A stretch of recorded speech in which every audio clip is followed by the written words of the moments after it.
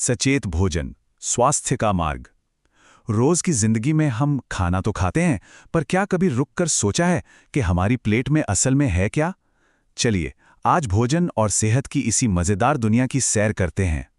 एक बहुत पुरानी संस्कृत कहावत है, अन्नेन जातानि जीवंति। इसका मतलब है कि भोजन से ही सभी जीवित प्राणियों को जीवन मिलता है। सोचिए, कितनी गहरी बात है। यह हमारे खाने और हमारे जीवन के बीच के सबसे बुनियादी रिश्ते को दिखाता है। देखिए, इन स्टूडेंट्स की तरह हम सबके मन में ये सवाल कभी ना कभी तो आता ही है कि भाई ये हेल्दी खाना होता क्या है, इसका असली मतलब क्या है। तो बस आज इसी सवाल का जवाब ढूंढने निकले हैं। तो चलिए सबसे पहले चलते हैं स्वाद की दुनिया में। ये देखते हैं कि जिस जगह हम रहते हैं वो हमारी थाली के खाने को कैसे तय करती है। ये बात तो पक्की है कि हम क्या खाएंगे ये बहुत हद तक इस बात पर निर्भर करता है कि हम रहते कहाँ हैं।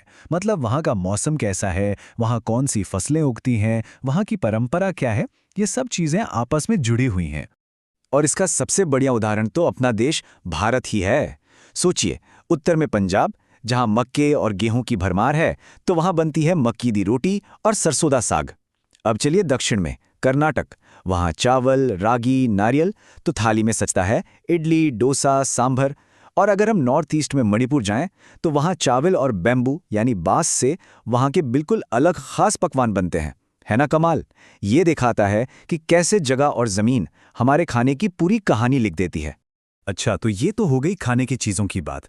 अब जरा ये देखते हैं कि खाना पकाने का तरीका वक्त के साथ कैसे बदला है। हमारी यात्रा है पुरानी आग से लेकर आज की मॉडर्न किचन तक। जरा सोचकर देखिए, खाना पकाने का तरीका कितना बदल गया है। एक जमाना था जब मिट्टी के चूल्हे पर धीमी धीमी आंच पर खाना पकता था, और आज हमारी रसोई में गैस स्टोव हैं, जिन्होंने खाना पकाने को कितना तेज और कह सकते हैं आसान बना दिया है। और सिर्फ चूल्हा ही नहीं, पीसने के तरीके भी तो देखिए। पहले घरों में सिलबट्टे पर घंटों मेहनत करके मसाले पीसे जाते थे, और अब बिजली वाले मिक्सर ग्राइंडर हैं जो ये काम चुटकियों में कर देते हैं। ये सब हुआ है टेक्नोलॉजी की वजह से, हमारी सुविधा और समय बचाने के लिए। ठीक है, तो हमने ये तो देख लिया कि खाना बनता कैसे है, पर असली सवाल तो ये है कि खाने के अंदर क्या है। अब हम बात करेंगे खाने के पीछे के साइंस की, हमारे शरीर के बिल्डिंग ब्लॉक्स की। तो ये पोषक तत्व जिन्हें हम न्यूट्रिएंट्स कहते हैं, आखिर हैं क्या? देखिए, ये खाने में मौजूद वो ज़रूरी चीज़ें हैं जो हमें एनर्जी देती हैं, हमारे शरीर को बढ़ने और टूटे फूटे हिस्सों को ठीक करने में मदद करती हैं, और हाँ, हमें बीमारियों से भी बचाती हैं। इसे और आसानी से समझना हो तो ऐसे सोचिए कि खाना हमारे लिए 3 बड़े काम करता है। पहला, कुछ चीज़ें होती हैं एनर्जी देने वाली, मतलब दिन भर की भाग दौड़ के लिए फ्यूल। दूसरा, कुछ होती हैं बॉडी बनाने वाली, यानी ग्रोथ और रिपेयर के लिए। और तीसरा, कुछ होती है हमारी रक्षा करने वाली, जो हमें हेल्दी रखती हैं। तो सबसे पहले बात करते हैं एनर्जी की। इसके लिए होते हैं कार्बोहाइड्रेट्स। ये हमारे शरीर के लिए इंस्टेंट एनर्जी का सबसे बड़ा सोर्स है, बिल्कुल वैसे ही जैसे एक मैराथन रनर के लिए ग्लूकोज होता है। और ये मिलते कहाँ से हैं?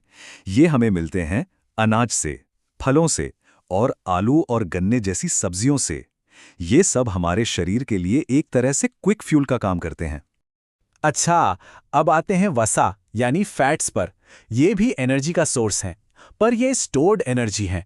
मतलब ये जमा रहती है और शरीर को गर्म रखने में भी मदद करती है। कभी सोचा है सर्दियों में घी और मेवों वाले लड्डू क्यों खाते हैं? बस इसीलिए, ताकि शरीर को गर्माहट और एनर्जी मिलती रहे। और फिर आते हैं प्रोटीन्स। इन्हें हम अपने शरीर का बिल्डर कह सकते हैं। इनका काम है शरीर की ग्रोथ करना और उसकी टूट फूट को ठीक करना। जैसे किसी बिल्डिंग को बनाने के लिए ईंटें चाहिए होती है ना, बिल्कुल वैसे ही हमारे शरीर को प्रोटीन चाहिए। लेकिन कहानी यहीं खत्म नहीं होती। अब हम बात करेंगे कुछ छोटे छोटे पर बहुत ही पावरफुल पोषक तत्वों की। ये हैं विटामिन्स और मिनरल्स। देखते हैं ये छोटे से हीरो क्या क्या बड़े कमाल करते हैं। चलिए एक कहानी से समझते हैं। बहुत समय पहले की बात है, जब नाविक लंबी लंबी समुद्री यात्राओं पर जाते थे तो उन्हें एक अजीब सी बीमारी घेर लेती थी। बहुत कमजोरी आ जाती थी, मसूड़ों से खून बहने लगता था। किसी को समझ नहीं आ रहा था कि ऐसा क्यों हो रहा है। और जानते हैं इसका इलाज क्या निकला? बड़ा ही सिंपल, खट्टे फल। जी हाँ, संतरे और नींबू। तो इस पूरी पहेली के पीछे था एक विटामिन, विटामिन सी। इसका काम है हमारे शरीर को बीमारियों से लड़ने की ताकत देना, और जब इसकी कमी हो जाती है तो होती है स्कर्वी नाम की बीमारी। इसमें मसूड़ों से खून आता है और कोई भी जख्म भरने में बहुत वक्त लगता है। एक और ऐसी कहानी है अपने ही देश की। 1960s के दशक की बात है। भारत के जो पहाड़ी इलाके हैं, हिमालय वाले, वहां लोगों में गले के अगले हिस्से में सूजन की एक आम समस्या देखी जा रही थी। और यहाँ पे जो पोषक तत्व कम पड़ रहा था वो था आयोडीन।